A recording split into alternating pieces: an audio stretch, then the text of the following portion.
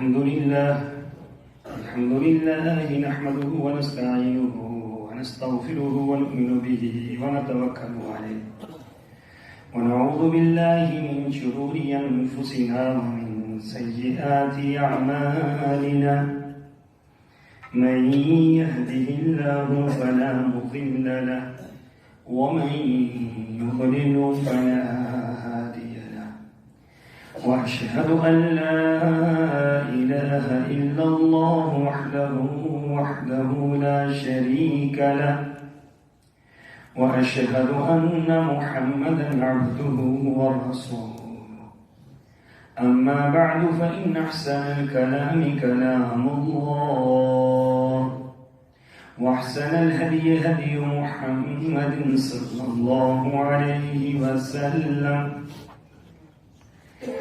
وشر الأمور محدثاتها وكل محدثة بدعة وكل بدعة ضلالة وكل ضلالة في النار.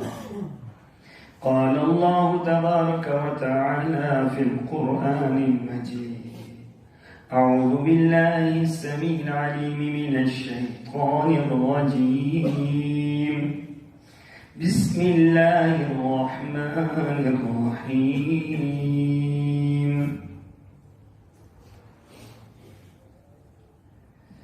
ومن يشاقق الرسول من بعد ما تبين له الهدى ويتبع غير سبيل المؤمنين نوله ما تولى ونصله جهنم وساءت مصيرا.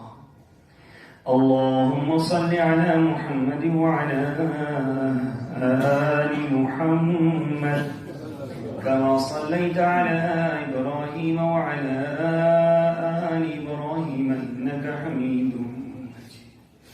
اللهم بارك على محمد وعلى آل محمد كما باركت على إبراهيم وعلى آل إبراهيم إنك حميد مجيد.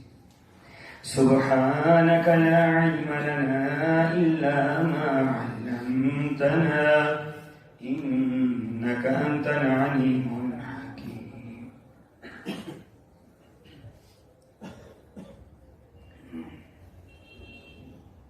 اور جو شخص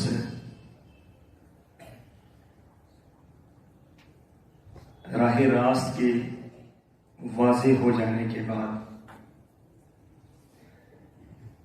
رسول صلی اللہ علیہ وسلم کی مخالفت کرے اور مومنوں کی راہ چھوڑ کر کوئی اور راہ اختیار کرے تو ہم اسے ادھر ہی پھیر دیتے ہیں جدھر کا اس کا رخ ہوتا ہے، پھر ہم اسے جہنم میں جھونک دیں گے جو بہت بری جگہ ہے۔ آیت نمبر 115 سورہ النساء۔ سامعین گرامی، اللہ تعالیٰ نے آپ کو، مجھے، ہم سب کو اس بات کا پابند کیا ہے کہ ہم دین اسلام پر چلیں، اور دین اسلام کو اللہ نے قرآن اور حدیث کے اندر بند کر دیا ہے۔ اور دین اسلام کی یہ بڑی خوبی ہے کہ یہ کامل دین ہے، اور ایسا کامل ہے جو اپنے ساتھ کسی اور کو پسند نہیں کرتا۔ یہ دین اسلام کی بہت بڑی خوبی اور امتیازی خوبی ہے کہ یہ اپنے ساتھ کسی اور کو پسند نہیں کرتا۔ آپ اگر اسلام کا مطالعہ کریں، معمولی سے معمولی مسئلوں پر بھی اسلام کا امتیاز دوسروں سے رہتا ہے۔ لباس میں، کھانے پینے میں، نظام حکومت میں، معیشت میں، معاشرت میں، دنیا کے کسی نظام کے ساتھ آپ اسلام کو نہیں ملا سکتے۔ اسلام کی خوبیاں لوگوں نے لی ہیں، اسلام کی خوبیاں لوگوں نے لی ہے، ہندوؤں نے بھی لی، عیسائیوں نے لی، یہودیوں نے لی، سوشلزم والوں نے لی، کمیونزم والوں نے لی، لیکن اسلام نے کسی کی کوئی چیز نہیں لی، کیونکہ اس کو ضرورت ہی کسی کی نہیں ہے۔ یہ تو ایسا عظیم اور مکمل دین ہے کہ جس کو کسی کی ضرورت ہی نہیں ہے اور سب کو اس کی ضرورت ہے۔ تو دنیا کے جتنے مذاہب کے اندر آپ مطالعہ فرمائیں تو آپ کو یہ نظر آئے گا کہ اسلام تو وہاں جھلکتا ہوا نظر آتا ہے، جھلکتا ہوا نظر آتا ہے، اسلام کی کوئی نہ کوئی خوبی وہاں پر موجود ہوگی۔ اب لوگ یہ ناروے کی مثال دیتے ہیں یا کسی بھی ملک کی مثال دیتے ہیں، وہ ملک صاف ستھرا ہے، وہاں لوگ جھوٹ نہیں بولتے، وہاں لوگ فلاں علاقے میں لوگ ظلم نہیں کرتے، فلاں علاقے میں یہ نہیں کرتے۔ تو یہ ساری تعلیمات تو اسلام ہی کی ہیں، فرق یہ ہے کہ انہوں نے اس کو اپنا لیا ہے اور ہم اس سے محروم ہیں۔ لیکن اسلام کے اندر آپ پورے اسلام کا مطالعہ کریں تو آپ کو یہ کہیں نظر نہیں آئے گا کہ اسلام نے یہودیوں سے کوئی چیز لی ہو، عیسائیوں سے کوئی چیز لی ہو، ہندوؤں سے کوئی چیز لی ہو، سوشلزم سے کوئی چیز لی ہو، کمیونزم سے کوئی چیز لی ہو۔ اسلام نے کسی سے کچھ بھی نہیں لی، کیونکہ یہ کامل ہے، اس کو ضرورت ہی نہیں۔ اور پھر اس سے پیچھے ہٹے تو علاقائی رسموں کو اسلام کی ضرورت ہی کوئی نہیں۔ اسلام رسموں کا دین نہیں ہے۔ پھر میری اور آپ کی ترجیحات، میری اور آپ کی پسند ناپسند، یہ بھی اسلام نہیں ہے۔ اسلام کیا ہے؟ اسلام منزل من اللہ ہے، اللہ نے آسمانوں سے نازل کیا، جبرائیل لے کر آئے، سرور کون صلی اللہ علیہ وسلم نے بیان کیا، اور قرآن اور حدیث کی صورت میں ہمارے پاس اسلام موجود ہے۔ اب جو اس کے اندر ہے وہ اسلام ہے، جو اس سے باہر ہے وہ اسلام نہیں ہے۔ میں آپ کے لیے بہت سوچ سمجھ کر الفاظ کو بھی کوشش میں کرتا ہوں کہ عام سادہ الفاظ میں آپ سے بات کی جائے، تاکہ کوئی یہ نہ کہے کہ اتنا بھاری بھرکم لفظ تھا کہ جو مجھے سمجھ نہیں آیا۔ ایسی اصطلاحات استعمال کی گئی جو ہمارے پلے نہیں پڑی۔ آج جمعے میں آئے ہیں، جمعہ پڑھ کر چلے گئے ہیں تو کوئی سمجھ نہیں آیا نہیں کہا کیا ہے۔ کوشش یہ کرتا ہوں، اللہ مجھے اس کی مزید ہمت عطا فرمائے، کہ الفاظ آسان سے آسان، جو ہر شخص کو کوئی نہ کوئی پیغام ملے اور کچھ لے کر جائے یہاں سے۔ آپ آئے ہیں، اللہ آپ کا نام قبول فرمائے۔ آپ جائیں تو ایک منہج، ایمان کی تازگی اور ایک راستہ اور ایک لائحہ عمل زندگی کا وہ یہاں سے لے کر جائیں۔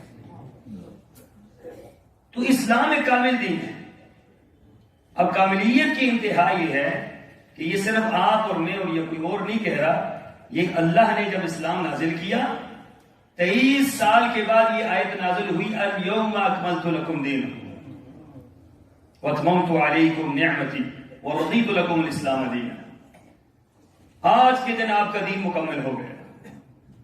اسی لیے کسی یہودی نے حضرت عمر سے کہا تھا کہ یہ آیت اگر ہمارے دین میں نازل ہوتی، ہمارے ہاں تو دین مکمل ہی نہیں، تو اگر ہمارے ہاں نازل ہوتی یہ آیت، جس دن نازل ہوتی اس دن کو ہم عید قرار دیتے کہ یہ عید ہے ہمارے لیے۔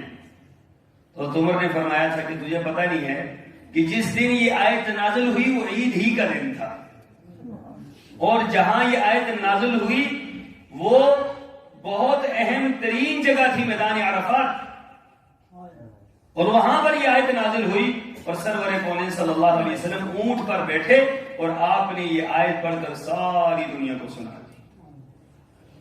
مطلب یہ تھا کہ اب دین مکمل ہو گیا ہے۔ اب جس کو آپ دین کہیں گے وہ قرآن اور حدیث کے اندر اس سے باہر نہیں، اس سے باہر آپ کی رسم ہو سکتی ہے، آپ کی پسند ہو سکتی ہے، آپ کی چاہت ہو سکتی ہے۔ آپ کی چاہت وہ آپ کی چاہت ہے، اللہ اس کے رسول کی چاہت نہیں۔ آپ کی رسم آپ کی رسم، اللہ اور اس کے رسول کو اس کے ساتھ کوئی تعلق نہیں۔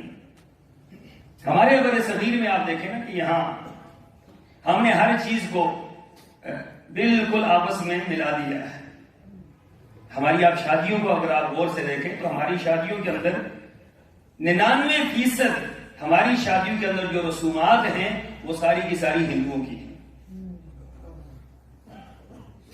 آپ سیرا بندھائی سے لے کر جوتی چھپائی اور دودھ پلائی تک کسی ایک رسم کو دیکھ لیں کہ یہ مسلمانوں کی ہے،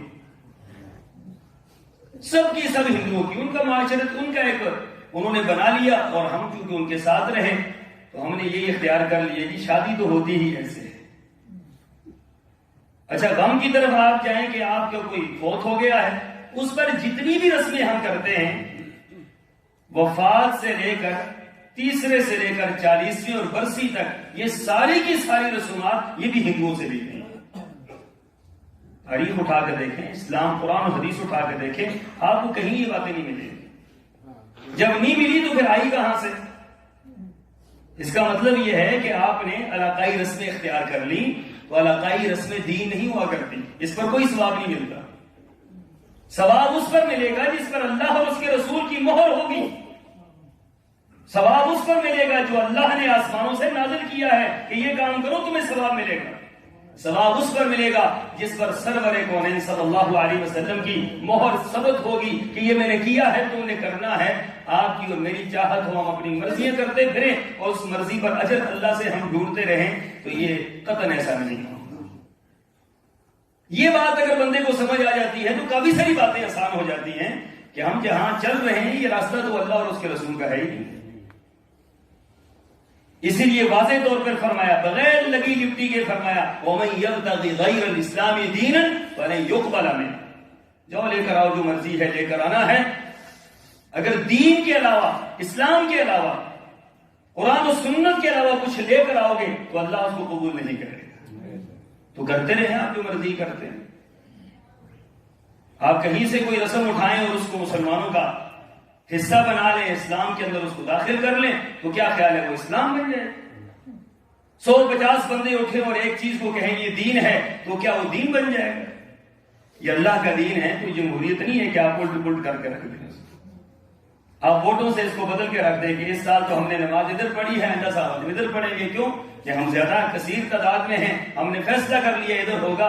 بھائی ساری کائنات کے لوگ لگے رہیں اور ساری کائنات کے لوگ ایک فیصلہ کر لیں، سرور کونین صلی اللہ علیہ وسلم کے ایک حکم پر سب کچھ قربان ہو جائے۔ جو آپ نے فرمایا وہ دین ہے، جو آپ کا حکم ہے وہ دین ہے، جو آپ کی زبان سے نکلا وہ دین ہے۔ سرور کونین صلی اللہ علیہ وسلم کیا فرما رہے ہیں؟ آپ کی ہر بات صحابہ لکھا کرتے تھے۔ ایک صحابی عبداللہ، وہ ہر بات آپ کی لکھا کرتے تھے۔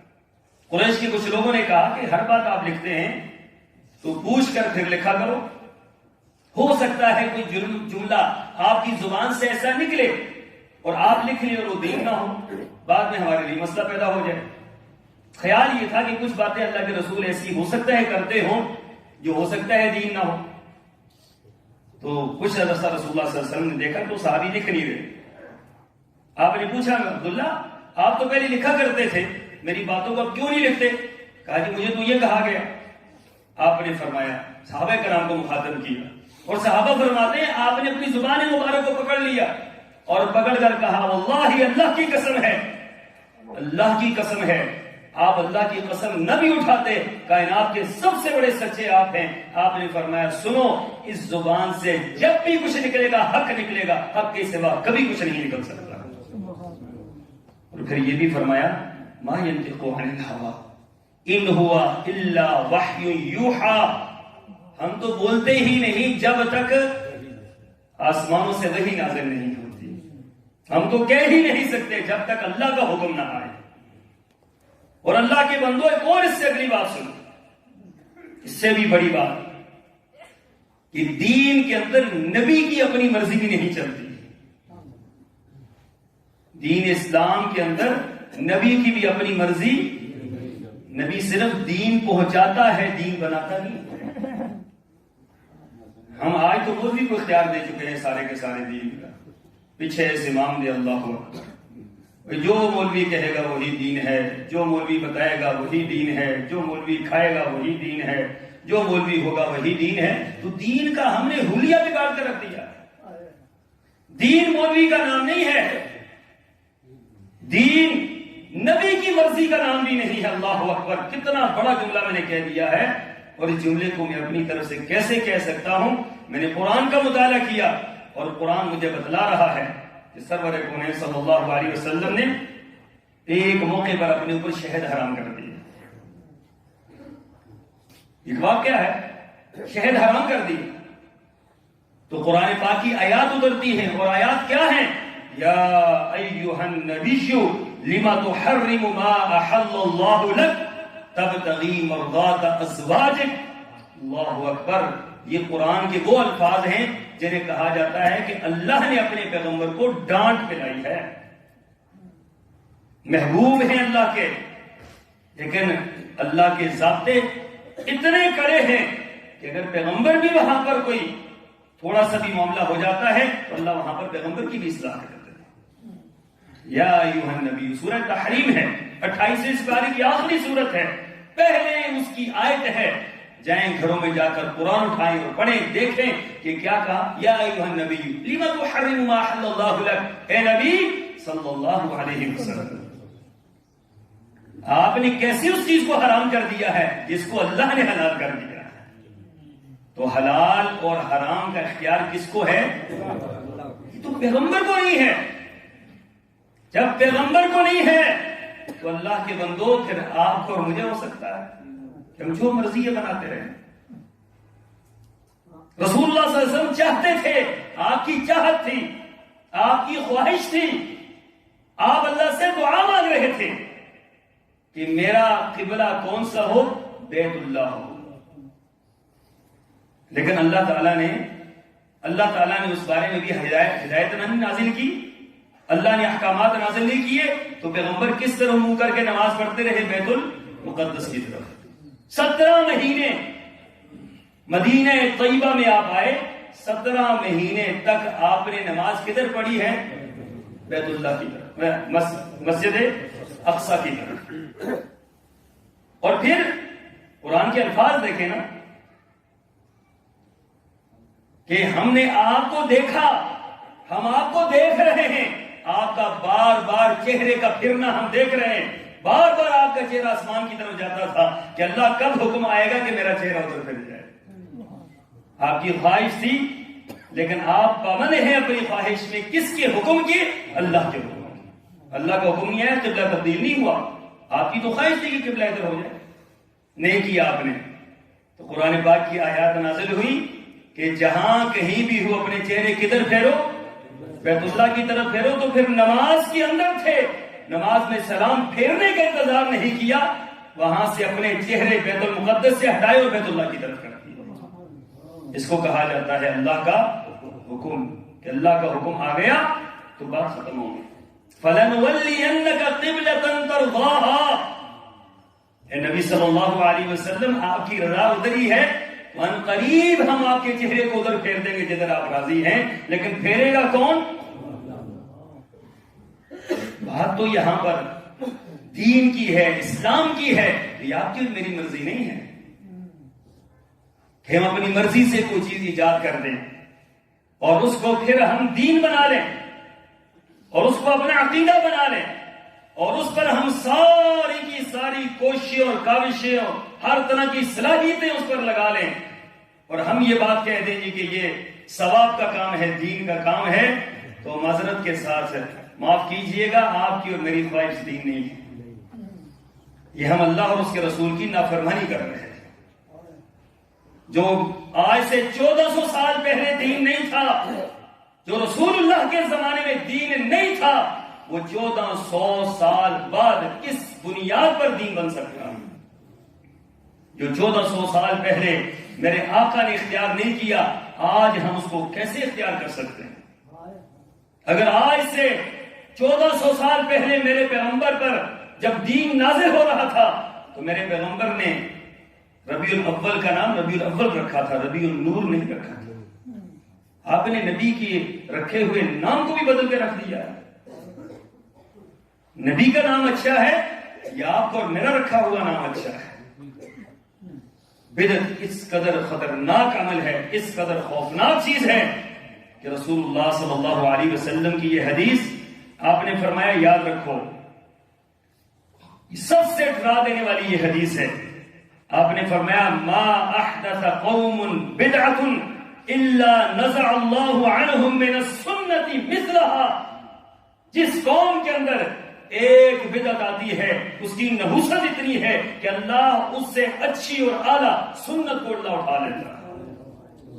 سنت اٹھ جاتی ہے بدعت کے آنے کی وجہ سے. آج کسی کو پتا ہے کہ کرنا کیا ہے؟ جو منہ میں آئے جو کرنا چاہتا ہے وہی کرتا ہے. اللہ کے بندو آپ کی ویسے مرضی ہے تو جو مرضی یہ کر لیں.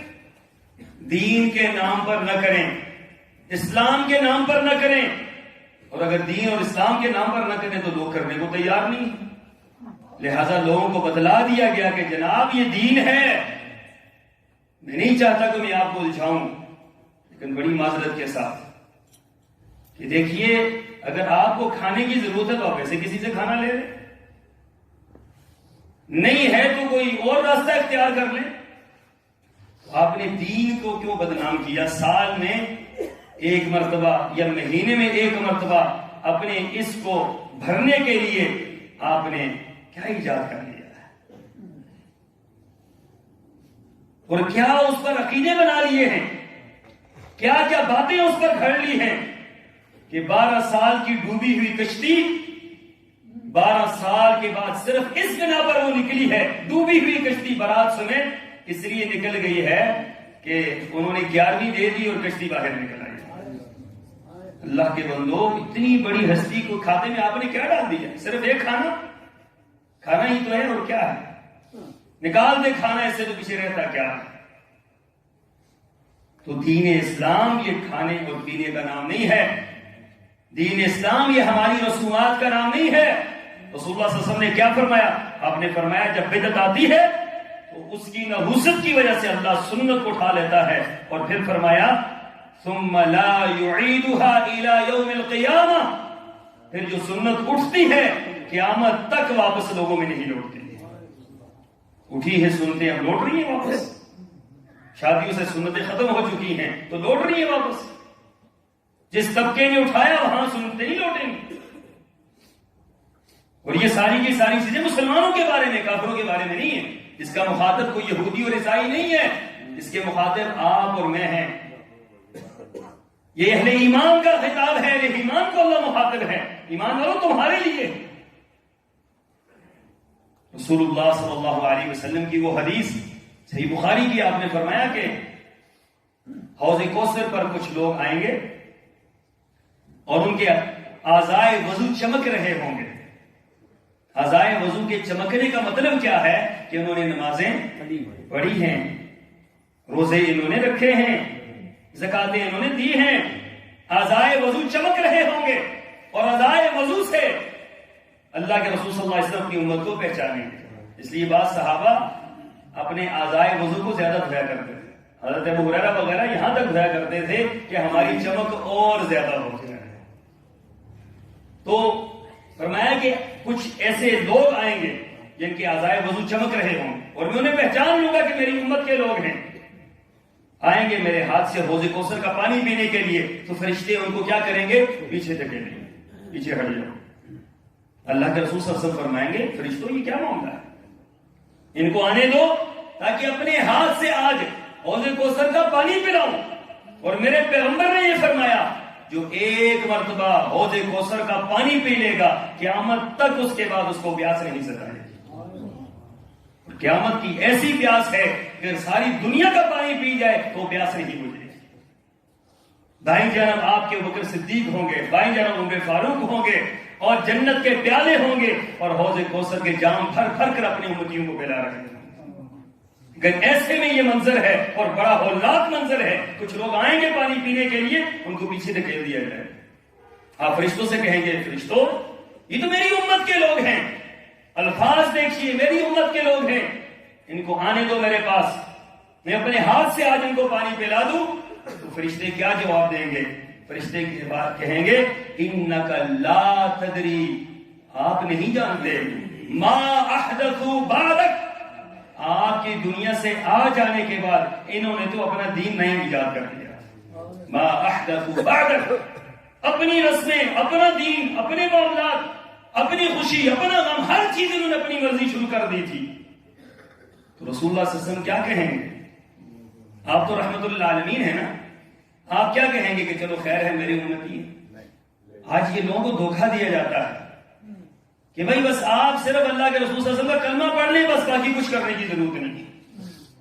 تو پھر رسول اللہ صلی اللہ علیہ وسلم کو خود اللہ نے یہ حکم کیوں دیا تھا کہ وَاعْبُدْ رَبَّكَ حَتَّى يَأْتِيَكَ الْيَقِينُ، کہ محمد صلی اللہ علیہ وسلم اس وقت تک اللہ کی عبادت کیجئے جب تک آپ کو موت نہیں آ جاتی. اذا جاء نصر الله والفتح ورأيت الناس يدخلون في دين الله افواجا فسبح بحمد ربك واستغفره انه كان توابا. فرمایا پیغمبر صلی اللہ علیہ وسلم اللہ نے آپ پر نصرت کے دروازے کھول دیے ہیں، دنیا فوج در فوج اسلام میں داخل ہو رہی ہے. اب کیا ہے، آپ آرام سے بیٹھ جائیں؟ فرمایا نہیں، اب آپ اللہ کی زیادہ تسبیح بیان کریں، اب آپ اللہ کی اور زیادہ عبادت کریں. رسول اللہ صلی اللہ علیہ وسلم کو یہ حکم ہو رہا ہے اور ہمیں کہا جا رہا ہے آپ ہفتے میں، مہینے میں بس ہمیں دے دیا کریں کچھ نہ کچھ، ہم آپ کو بخشوا دیں. کتنا آسان کام ہے. آپ نے دیکھا ہوگا، اور آپ تو، میں دیہات سے وابستہ ہوں اور آپ میں بھی اکثریت دیہات کی ہوگی، تو میں نے اپنی آنکھوں سے جو مناظر دیکھے کہ مرنے کے بعد یہ جس شخص کے ہاں موت ہوتی تھی اس کے ہاں سے ازکات اکٹھی کی جاتی تھی، پیسے ان سے لیے جاتے تھے. بھائی یہ کس کے کہا؟ بھائی یہ نمازیں کتنی قضا ہوئی، اتنی نمازیں قضا ہوئی، فی نماز جتنی بھی لیتے تھے اللہ عالم، تو فی نماز کے پیسے مولوی وصول کرتا تھا. روزے کتنے رہ گئے، اتنے رہ گئے، اتنے مجھے دے دے. زکات کتنی نہیں دی، اتنی مجھے دے دے. وہ سارے پیسے اکٹھے کر دے. اچھا پھر اس کے بعد گناہ تو کیا ہوگا، ہاں جی کیے تھے، گناہ گار تو تھا، ہر بندہ گناہ گار ہے، تو لہٰذا اتنے پیسے گناہوں کی بھی دے دو. ابھی تک یہ رسمیں ہوتی ہیں. وہ پیسے سارے لے کر وہ قرآن پاک میں ڈال دیں. اس قرآن میں کہ جس قرآن نے اس بات کی تردید کی ہے، اس قرآن میں وہ پیسے ڈال دیتے تھے. اب یہ لوگوں کو دھوکہ دینے کا کیا انداز ہے؟ اب کیا ہے کہ میت ہو گئی، جنازہ پڑھ لیا، جنازے کے بعد یہ چار مولوی علیحدہ ہو کے بیٹھ گئے، ایک دوسرے کو کہتے ہیں کہ آپ معاف کر دیں، وہ کہتے ہیں آپ معاف کر دیں، وہ کہتے ہیں آپ معاف کر دیں، ایک دوسرے سے معافی کرواتے ہیں. اور آخر میں جو بڑا مولوی ہوتا ہے وہ پیسے نکال کر وہاں سے اپنے جیب میں ڈالتا ہے اور کہتا ہے میں نے بھی اس کو معاف کر دیا. لوگ کہتے ہیں یہ میت بخشا گیا. یہ باتیں ہمارے ذہنوں میں ڈال کر ہمیں دین سے دور کر دیا کہ بعد میں تو مولوی بخشوا لے گا، پیسے دے کے بخشے جائیں گے. اللہ کی قسم ہے، اگر آپ کی ایک نماز آپ نے جان بوجھ کر چھوڑ دی اور پوری کائنات کو اگر آپ فرض کر لیں، اس ایک نماز کے ثواب کو آپ نہیں پہنچ سکتے. اللہ کے دین کو مذاق بنا دیا. اللہ کے دین کو انہوں نے اپنی مرضی سے گھڑنا شروع کر دیا. اللہ کے دین کا حشر نشر کر کے رکھ دیا. اللہ کے بندو یاد رکھو، راہ نجات یہ ہے، کامیابی کا راستہ یہ ہے کہ اللہ اور اس کے رسول کی بات، بس اس سے آگے کچھ نہیں. جو اللہ اور اس کے رسول نے کیا ہے اس کو ہر حال میں کریں، ہر جگہ پر کریں. گردن پر اگر کوئی تلوار بھی رکھ دے پھر بھی اللہ اور اس کے رسول کی بات سے پیچھے نہ ہٹیں. اور اگر اللہ اور اس کے رسول نے نہیں کیا ہے تو پھر بھی گردن پر کوئی تلوار بھی رکھ دے پھر بھی وہ نہ کریں. مجھے ہے حکم اذان لا الہ، ادھر فرمانے محمد و ادھر گردن جھکائی. بس یہ ہمارا کام ہونا چاہیے. مسلمان ہے ہی وہی ہے جو اللہ اور اس کے رسول کی بات میں روحان مانتا ہے، اس کے اندر اپنی مرضی داخل نہیں کرتا. جہاں مرضی داخل ہو گئی وہاں دین نہیں ہوتا، وہ ہماری مرضی ہوتی ہے. اور اس مرضی پر اللہ کل قیامت کے دن پوچھے گا وَمَن يُشَاقِقِ الرَّسُولَ مِن بَعْدِ مَا تَبَيَّنَ لَهُ الْهُدَىٰ. پتہ چل گیا دین قرآن ہے، دین حدیث ہے، اس کے بعد بھی کیا کرتا رہا؟ نبی کے راستے کو چھوڑ دیا، مومنوں کے راستے کو چھوڑ دیا، اللہ اور اس کے رسول کے راستے کو چھوڑ دیا. تو فرمایا کیا ہوگا کل قیامت کے دن؟ وَنُصْلِهِ جَهَنَّمْ نُوَلِّهِ مَا تَوَلَّىٰ وَنُصْلِهِ جَهَنَّمْ وَسَاءَتْ مَصِيرًا. یہ وہ بدبخت ہے کہ جس کو اللہ نے جہنم میں ڈالنا ہے اور اس کا ٹھکانہ ہی جہنم ہے اور وہ انتہائی برا ٹھکانہ ہے. اللہ تعالیٰ مجھے آپ کو جب تک زندہ رہے قرآن و حدیث پر رکھے، جب موت آئے تو اللہ ایمان پر موت نصیب فرمائے. وآخر دعوانا ان الحمد للہ رب العالمین.